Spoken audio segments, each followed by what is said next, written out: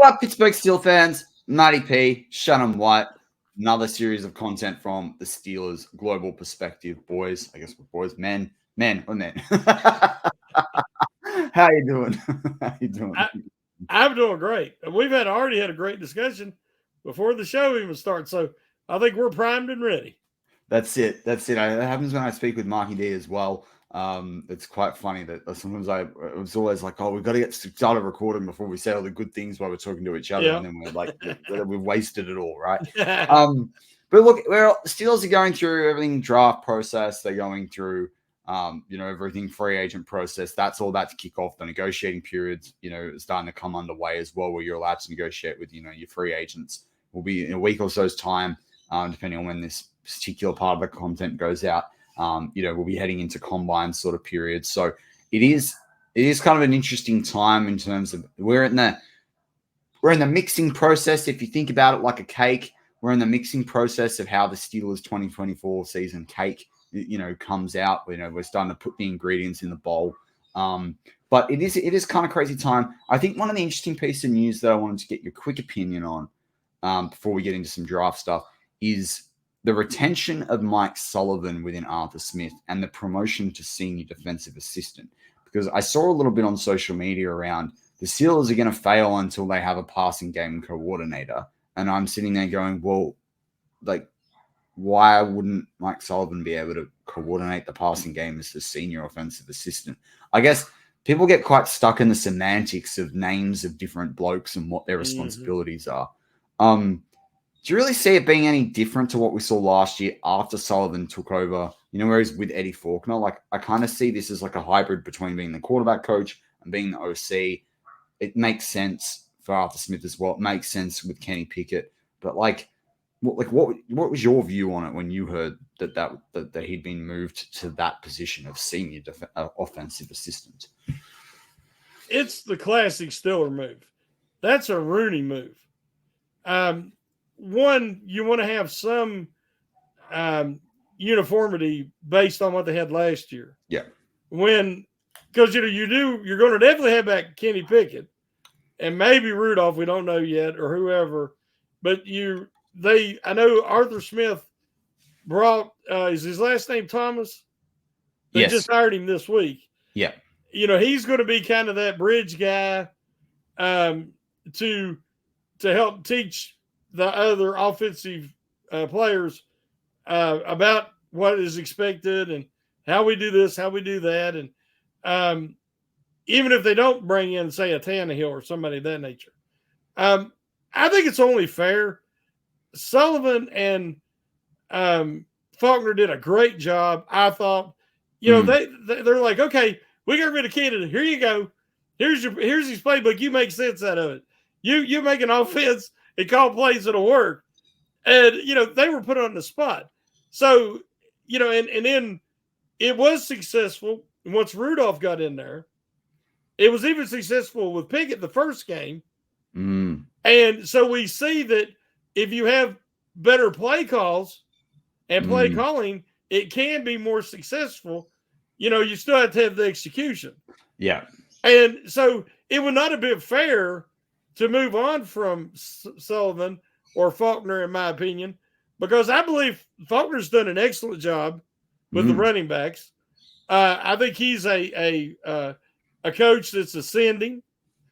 And Sullivan, when I look at that, I don't think that's the problems that Kenny Pickett had in his development. I don't think it was a Sullivan problem. No. I think it was a Canada problem. Yep. It was a very poor juvenile offense. So I'm actually happy. I knew they were going to keep him. I didn't know what the position would be. Yeah. And that's a position that it doesn't seem like really – I don't get the feeling it's a demotion. I just feel No. I think it's more of like a promotion, but I don't think much changes. I don't think there'll be a lot of change either. As far as – but I will think he will be able to focus not just on trying to be quarterback coach, but as you say, passing game coordinator with Arth and Thomas and Smith.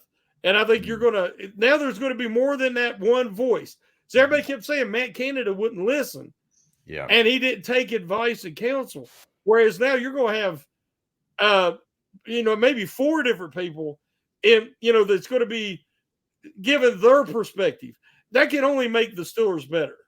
Yeah. Diversity of thought in any walk of life is really, really important. I mean, we had this discussion last week where we talked about outside the box stuff and quarterback. And everyone's sitting there going Justin Fields. I'm going, actually, no, there's a completely different option there. That's a lot better, a lot more reliable, right? So there's nothing that's ever a problem in that regard. All right, well, let's get into some draft. I didn't get to mention this earlier. Right before we come on, I seen where the Kansas City Chiefs are signing the punt god. Really? Matt Araiza, I think it's his name. Yes, I say him. Yeah, out of San Diego. See, I wanted the Steelers to give him a shot because he could place kick too. So let's say that you're having, Boswell do Does that mean they're cutting? Do a fake pass again, and it gets knocked out. Then you would have Araiza. He could actually place kick too.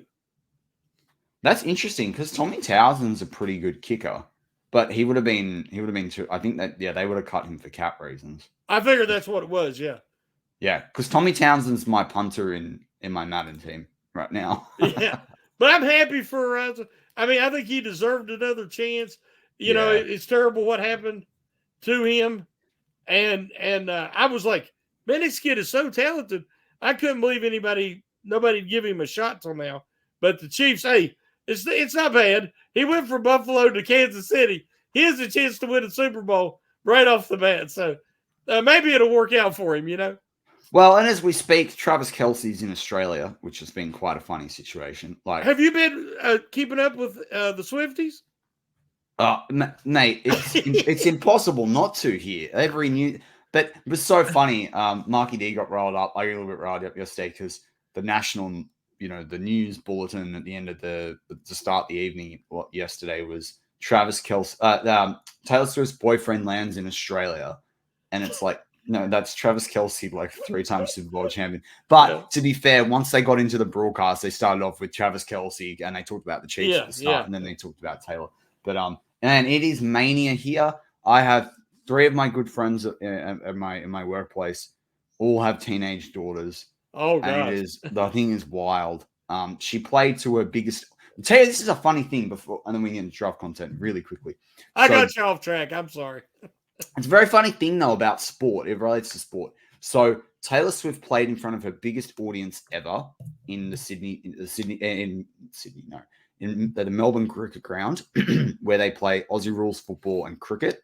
That can seat over 100,000 people. She had 96,000 fans at that concert. Biggest concert she's ever done, right? Yeah. And the funny thing since then has been she had 3 nights. So she had like 300,000 people attend 3 nights of concerts, right? Huge numbers.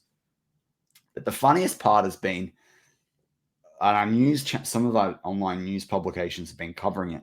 There's a lot of Americans that have seen the aerial photos of the stadium and then the car park next to it, right? Yeah. And apparently the reaction on a lot of online forums and channels and platforms has been, where the heck do you get a park? And it's not like the majority of big events like that, people get public transport like buses, trains, trams, depending on what city it's in and what modes of transport they have. But apparently that's been the funniest thing is everyone goes, how do you have such a big stadium and such a tiny car park? Whereas I've been to a lot of American sport where, of course you do drive, right? Yeah. Maybe not so much in Pittsburgh because of where it's located next to the city, and that's where a lot of these sorts of stadiums are located. But it's just been very funny. It's Swift mania here. It's nuts. So anyway, by the time in a week's time, she'll have moved on. It's pretty crazy. That's pretty crazy. I'm Matty P with Shannon White, as always. Go Steelers.